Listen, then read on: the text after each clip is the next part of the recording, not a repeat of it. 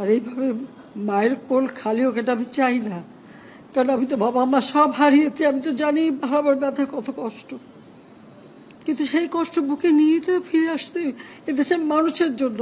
এখানে আমার তো কোনো চাওয়া পাওয়া নেই। আমি তো আমাদের ছেলে মেয়ের জন্য কিছু করিনি, শুধু তাদের লেখাপড়া।